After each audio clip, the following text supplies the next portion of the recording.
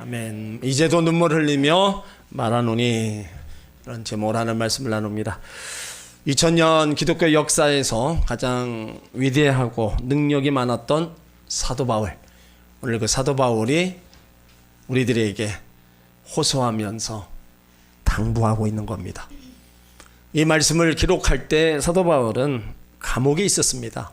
감옥에 있으면서 밖에 있는 빌립보 성도들이 걱정되는 겁니다. 당시 사회적으로 굉장한 혼란이 있었고 이단들이 교회 침투해서 어려운 때였어요. 그러다 보니까 성도들은 우왕좌왕하고 생활의 기본도 흔들리고 신앙생활도 흔들리고 있었어요. 그래서 바울이 옥중에서 밖에 있는 성도들을 걱정하지 않을 수가 없는 겁니다. 그들에게 신앙생활 잘하기 위해서 무엇인가를 지침을 내려줄 필요를 느낀 거예요.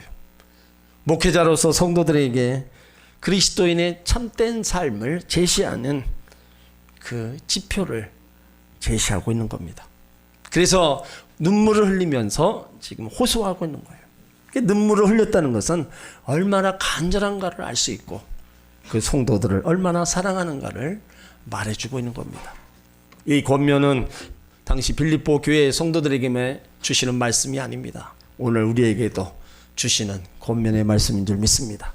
오늘 바울이 눈물을 흘리면서 전하는 이 이야기를 우리가 듣고 우리가 바로 깨닫고 우리는 바울의 그 마음을 이해해서 아름다운 믿음의 자녀로 신앙생활에 나가야 될 줄 믿습니다.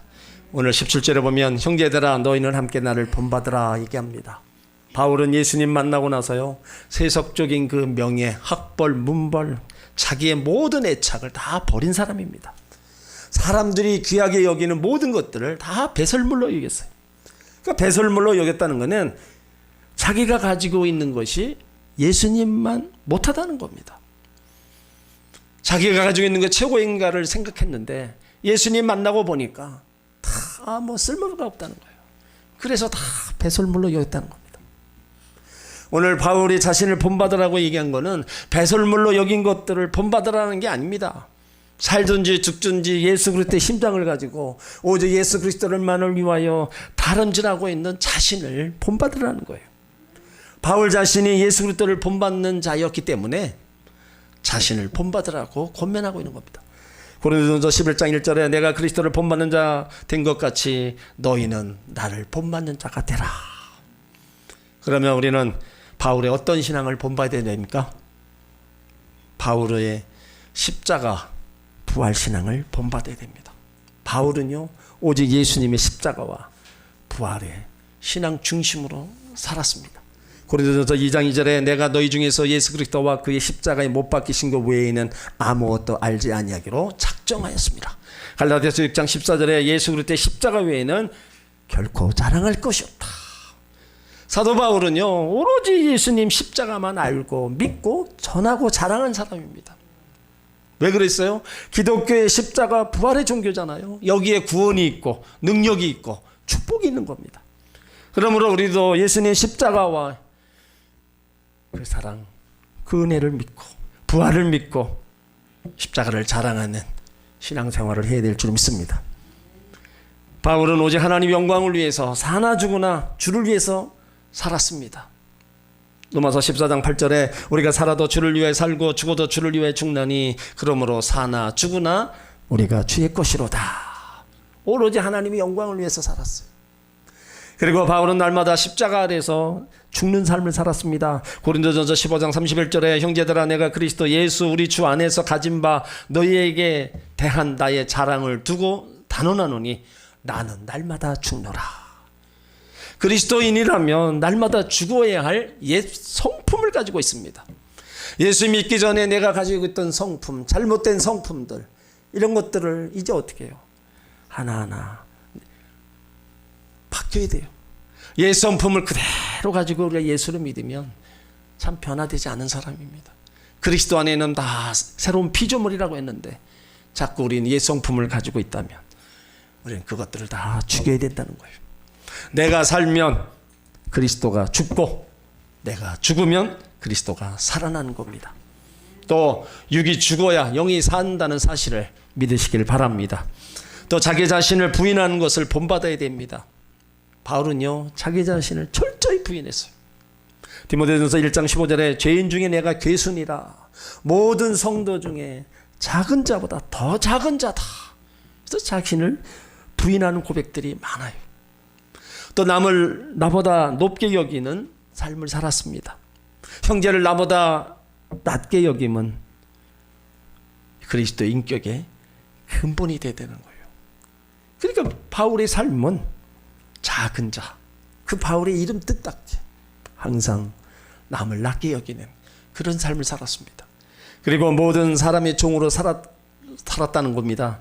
고린도전서 9장 19절에 내가 모든 사람에게 자유하였으나 스스로 모든 사람에게 종이 된 것은 더 많은 사람을 얻고자 함이라. 바울의 지식, 바울의 능력, 그의 믿음 누가 따라갈 수 있어요? 대단한 사람임에도 불구하고 모든 사람의 종으로 살았다는 거예요. 그 이유가 뭐예요? 많은 사람을 얻고자 했다는 거예요. 내가 이렇게 종의 삶을 살면서 한 영혼이라도 주님 앞에 인도하고자 하는, 전도해서 생명을 살리고자 하는 바울의 마음을 볼 수 있는 겁니다. 또 바울은 충성심이 대단했습니다. 일편단심으로 사나 죽으나 주의 일에 충성했어요. 맡은 자의 구할 것은 충성이라고 복음을 전하는데 열심을 다했다는 겁니다. 이렇게 나를 본받으라고 바울이 외친, 그리고 우리들에게도 그대로 하라고 말하고 있어요. 오늘 17절에 보면은 우리로 본을 삼은 것 같이 그대로 행하는 자들을 보이라. 사람은요 누구를 본받느냐에 따라서 인생 자체가 크게 달라집니다. 예수를 믿는다는 건요 예수를 담는다는 겁니다. 예수의 생활을 담고요, 예수의 성품을 담고 예수의 인격을 담는 거예요. 특별히 우리 권사님들, 성도들이 본받도록 예수님의 생활과 성품과 인격을 닮아야 된다는 겁니다. 말이나 성품이나 경건이나 배려나 행함이 믿음의 어머니로서 성도들에게 본을 보여야 된다는 거예요. 재직들도 예수님의 성품을 담아야 된다는 거예요. 그래서 새로운 새가족이나 기존의 성도들이 정말로 예수 믿고 변화된 그런 모습 속에 예수를 믿으면 저렇게 겸손하고 온유한 모습으로 변화되는구나, 그걸 따라가는 거예요. 물론 완전히 변화된다는 건 어렵습니다. 그러나 시간이 흘러가면서 예수님을 점점 닮아가는 것, 그것이 바로 성화의 삶을 살아가는 겁니다. 우리가 예수 안에서 살아가려면 좋은 믿음을 가져야 돼요. 그 믿음은 우리의 생명선이고 삶을 아름답게 만드는 겁니다. 그러므로 오늘 바울이 나를 본받으라가 권면한 것처럼 하나하나 여러분들도 그렇게 행하시기를 주의 이름으로 축원합니다. 그러면서 바울이 19절에 눈물을 흘리면서 말하노니, 18절에 내가 눈물을 흘리면서 말하노니 너희는 십자가의 원수가 되지 말라고 당부하고 있어요. 내가 여러 번 너에게 말하였거니와 이제도 눈물을 흘리며 말하노니 여러 사람들이 그리스도의 십자가의 원수로 행한다. 지금 많은 사람들이 십자가의 원수로 살고 있다는 거예요. 그런데 너희만은 그렇게 살지 말라고 당부하는 겁니다. 바울은 지성인이었지만 뜨거운 감정의 소유자였습니다. 그는 예수님 만나고 나서요 한평생 눈물로 살았습니다. 고린도후서 2장 4절에 보면 내가 큰 환난과 애통한 마음이 있어 많은 눈물로 너희에게 썼노니 이는 너희로 근심하게 하려 한 것이 아니요 오직 내가 너희를 향하여 넘치는 사랑이 있음을 너희로 알게 하려 함이라. 오늘 왜 눈물로 권면하고 있어요? 바울의 눈물은요 약자가 흘리는 원망 가득한 눈물이나 낙심하여 비탄에 흘리는 눈물이 아닙니다. 바울의 눈물은 하나님의 복음을 위한 눈물, 한 영혼을 안타까이 여기는 연민의 눈물이었어요. 지옥 가는 영혼들을 어떻게 하면 한 사람이라도 천국 가게 할까, 그 마음에서 흘리는 구령의 눈물이었습니다. 인간의 생명이 천하보다 귀한 것을 깨달았어요.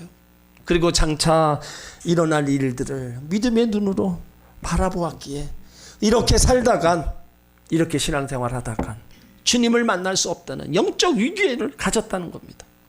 그래서 눈물로 호소하고 있는 거예요. 여러분, 하나님 나라에서 너무나 소중한 존재들입니다. 그래서 예수님이 나를 위해서 십자가에 못 박혀 죽으신 거 아니에요? 바울은 십자가의 원수로 살아가면 멸망당할 수밖에 없다. 이건 하나님 자녀들에게 지금 호소하는 겁니다. 믿지 않는 사람들은 이미 십자가의 원수로 살아가고 있습니다.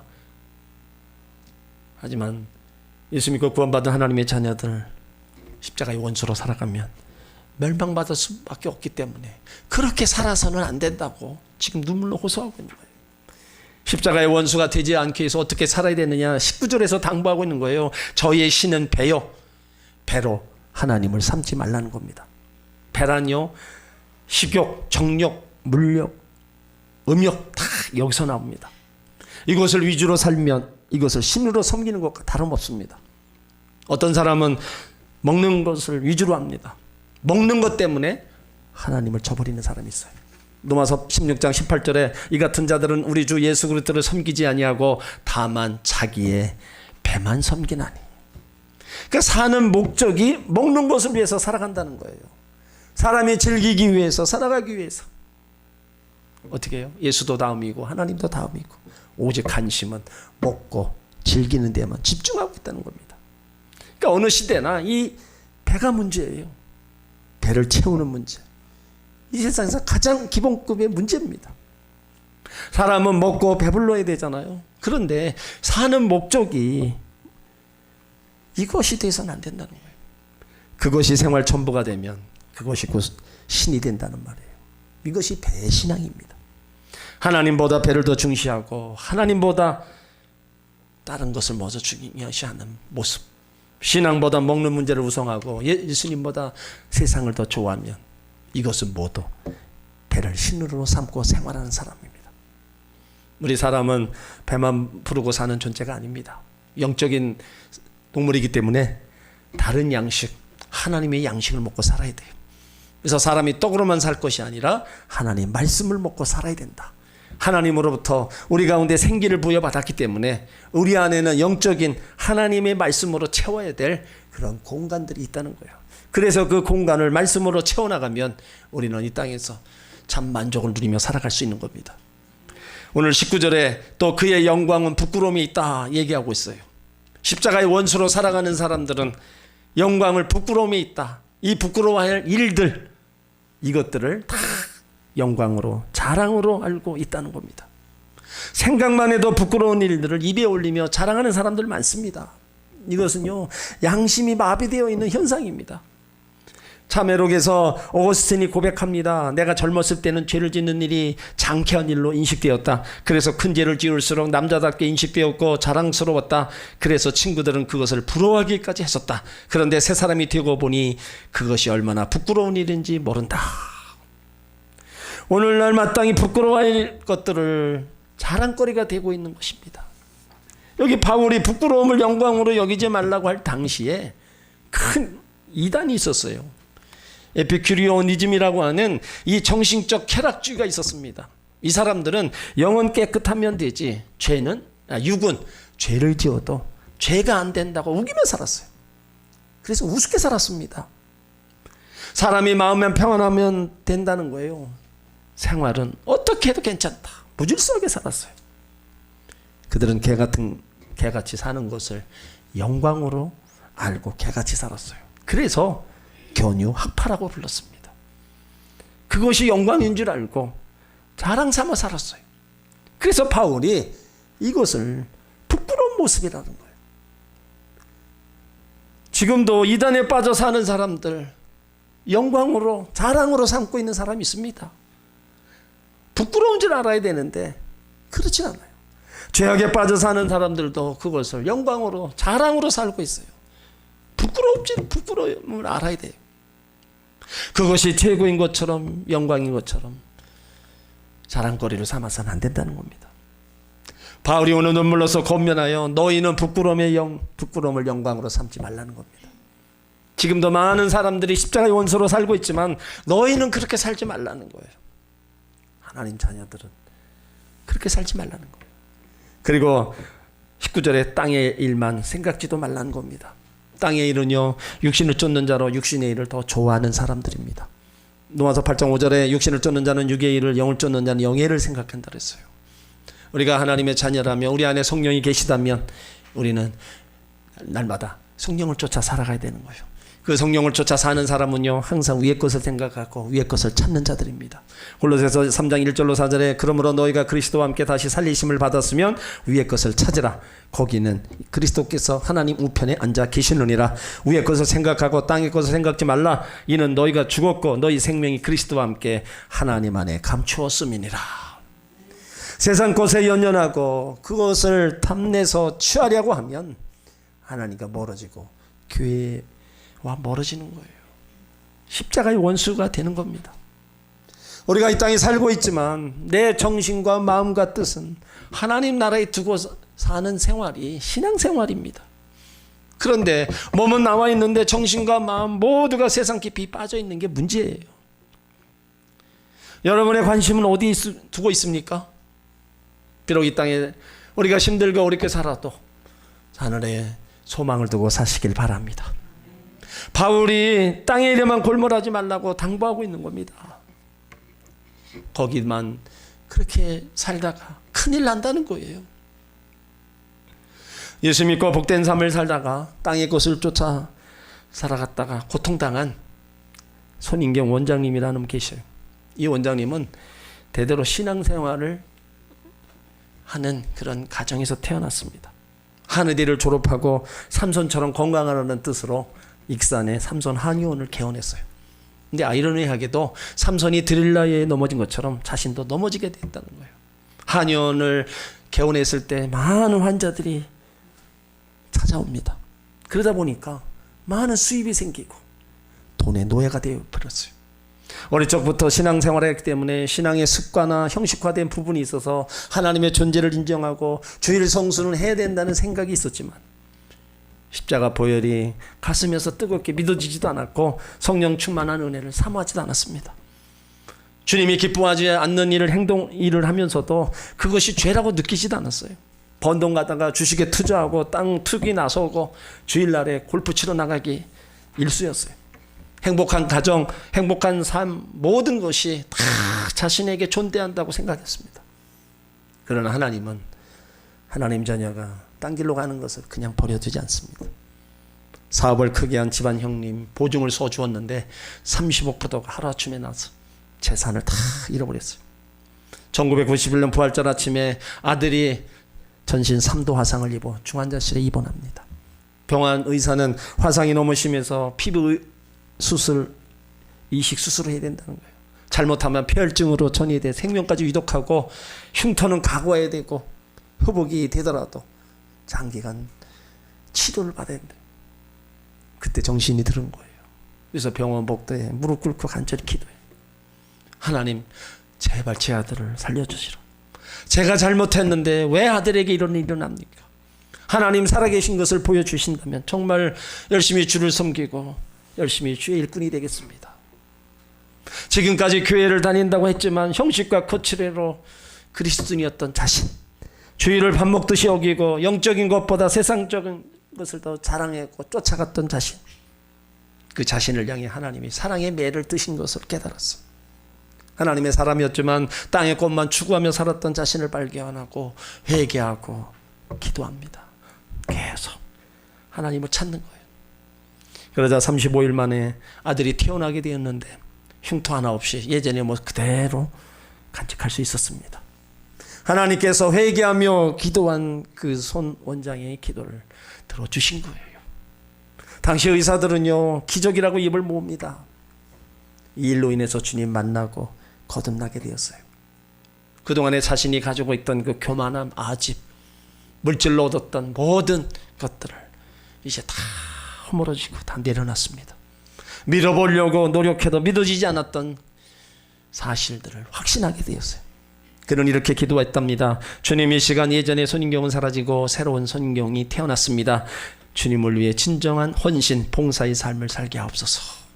그 후로부터 삶은 완전히 변했어요. 농어촌 오지와 개척교회 하느냐고 건강을 돌보지 못한 목회자들에게 한약을 지어드리고 할렐루야 건강법을 강의하며 복음 전하고 전도하는 일에 나섰습니다.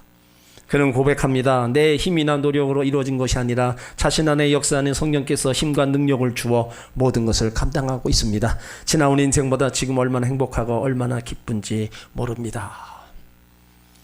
땅의 것을 추구하면 하나님 앞에 혼납니다. 믿는 자들이 땅의 것만 붙잡고 그것만 취하려고 살다 보면 십자가의 원수로 살아가는 거고 하나님은 결코 내버려 두질 않아요. 그래서 오늘 바울이 눈물로 호소하는 겁니다. 땅의 것을 땅의 일만 생각하지 말라. 땅의 일만 생각하고 행하면 하나님과 멀어지고요, 교회 멀어지는 겁니다. 그러다 보니까 십자가의 원수가 되는 거고 그 끝은 뭐예요? 멸망입니다. 19절에 저의 마침은 멸망, 저의 운명이 끝에 가서는 심판받는다는 거예요. 로마서 8장 6절에도 육신의 생각은 사망이요 영의 생각은 생명과 평안이라 그랬습니다. 바울이 이렇게 더 눈물로 호소하는 이유가 뭐냐? 20절에 우리의 시민권이 하늘에 있기 때문에 그렇다는 겁니다. 예수 그리스도 하나님의 자녀들 그 모든 시민권, 천국의 시민권을 가지고 있다. 여러분, 이 시민권이 얼마나 중요합니까? 우리나라에 많은 외국인 근로자가 들어와 있어요. 그들이 얻기를 원하는 게 뭡니까? 영주권에 얻기를 그렇게 원하고 우리나라 시민권을 얻기 원해요. 그래야 우리나라의 모든 혜택을 받을 수 있는 겁니다. 마찬가지예요. 천국의 시민권이 있어야 예수 믿는 사람들이 그 천국에 들어간다는 겁니다. 시민권이 엄청 중요한 거예요. 이것을 예수 믿는 사람들은 취득한 건데 예수 믿지 않는 사람들은 이 시민권이 없다는 거예요. 그러니까 천국에 가고 싶어도 갈 수가 없는 거예요. 천국에 시민권 있는 사람들은요, 이 세상 살 동안에도요, 하나님의 특별한 사랑과 위로를 받습니다. 또 돌보심과 보호를 받게 되는 겁니다. 그러므로 천국의 시민권을 가진 자답게 우리는 아름다운 신앙생활을 해 나가야 될 줄 믿습니다. 히브리서 11장 16절에 저희가 이제는 더 나은 본향을 사모하니 곧 하늘에 있는 것이라. 그러므로 하나님이 저희를 위하여 한 성을 예비하셨다. 하나님이 우리를 위해서 새 예루살렘을 준비해놓고 계신다는 겁니다. 그러니 우리가 어떻게 살아야 돼요?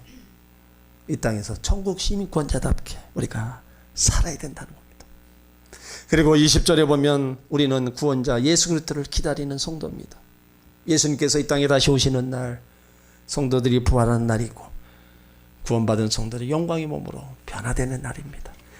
21절에 보세요. 그가 만물을 자기에게 복종케 하시는 자의 역사로 우리 낮은 몸을 자기 영광의 몸의 형체와 같이 변케 하시리라. 주님이 오실 때 우리 낮은 몸을 주의 영광의 형체와 같이 변화시켜 주신다는 거예요. 우리 육체는 영원하지 않습니다. 우리 몸은 병들기 쉽고 죽으면 썩어질 몸이에요. 그래서 바울은 우리 낮은 몸이라고 얘기합니다. 우리의 몸은 주님이 재림하실 때 그 영광의 형체와 같이 변화된다. 썩지 않는 몸, 신령한 몸, 영화로운 몸, 그 몸으로 변화되어서 영광의 주님을 만난다는 거예요. 지금은 그 영광의 날이 선명하지 않습니다. 하지만 언젠가는 그 날을 우리 가운데 임하게 된다는 겁니다. 그러므로 하나님 나라의 시민권을 갖고 있는 구원받은 성도답게 하나님 나라가 완성될 때 영광의 몸으로 변화시켜 주실 예수 그리스도를 기다리고 바라보며 소망 가운데 살아가시길 주의 이름으로 축원합니다. 주님을 기다리는 사람이 어떻게 살아야 됩니까? 요한일서 3장 3절에 보면 주를 향하여 이 소망을 가진 자마다 그의 깨끗하심과 같이 자기를 깨끗게 하느니라. 자기를 깨끗게 한다는 것은요, 하나님 앞에서 거룩한 삶입니다. 내가 거룩하니 너희도 거룩한 삶을 살아라는 거예요. 근데 이 거룩한 삶은 결심만 가지고 되지 않습니다. 우리가 하나님 뜻대로 살아야지, 말씀대로 살아야지 우리가 얘기를 해요. 그런데 항상 하는 변명이 있어요. 현실에 환경 탓만 하고 있다는 겁니다. 환경이 변화될 때까지 기다리면 안 됩니다. 환경은 우리 편이 아닙니다. 이 환경은요, 우리가 이 땅에서 극복하고 싸워야 될 대상이지 절대로 우리 편이 될 수가 없습니다. 여러분, 환경이 좋으면 예수 잘 믿을 것 같습니까? 안 그렇습니다. 차라리 환경이 더 안 좋을 때 그것을 헤쳐나가며 그것을 더 발판 삼아서 하나님 잘 섬기는 들 많이 있습니다. 고난 가운데 신앙생활하는 분들 더 많이 있습니다. 평안할 때 그 평안함으로 인해서, 안락함으로 인해서 신앙생활을 게을리하는 사람 더 많습니다. 그러니까 나에게 주어진 환경 탓할 것이 아니라 변함없이 우리는 하나님 사랑하는 자녀답게, 천국 시민권자답게 우리가 믿음의 길을 가야 된다는 겁니다. 우리 그리스도인들의 영적 생활에 많은 위험 요소가 있어요. 그 가운데 두 가지를 뽑는다면 분주함과 두려움입니다. 그리스도인들의 영적 승리하고자 한다면 반드시 그리스도인의 가치관을 가지고 이 두려움과 분주함을 극복해 나가야 된다는 거예요. 예수님이 종말이 가까울수록 사람들이 믿음에서 떠날 것을 말씀하셨어요. 이 말씀은요, 날이 갈수록 믿음의 삶을 살 수 있는 환경이 나빠진다는 겁니다. 그래서 예수님이 말세에 믿음 있는 자를 찾겠다는 거예요. 그만큼 점점 믿음을 잃어간다는 겁니다. 분주함과 두려움 때문에 점점점 믿음의 삶을 떠나는 자들이 그렇게 많다는 거예요. 그러니까 현실이 또 말씀대로 그런 현상들이 지금 일어나고 있잖아요. 그러니까 우리가 어떤 상황이든 간에 믿음 안에 굳건히 서서 믿음을 지키며 나간다는 거, 이것이 얼마나 복된 일인가를 우리 알아야 됩니다. 우리는 한 번뿐인 인생을 살아가고 있어요. 그러면 무엇이 소중한 것을 먼저 알아야 됩니다. 바울이 그것을 알기 때문에 우리들에게 십자가의 원수로 살아가지 말라고, 땅의 것 추구하지 말라고 눈물로 호소하고 있는 거예요. 이 바울의 호소가 그대로 우리가 받아들이고 그대로 또 그렇게 살아가면 주님 오실 그날에 영광의 주님을 우리가 만날 수 있는 겁니다. 이 땅에서 이단 사설과 원수, 십자가의 원수로 살아가는 사람을 쫓아가지 않는 거예요. 왜 신앙생활하면서 딴 데 빠지고 이단 사설에 빠져요? 제대로 하나님을 모르고 말씀을 모르니까 거기 빠져가는 거예요. 얼마나 안타까워요.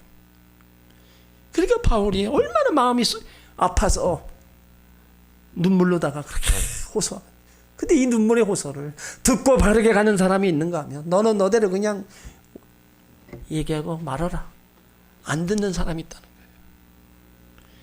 우리는 다 듣는 사람이 돼야 돼요.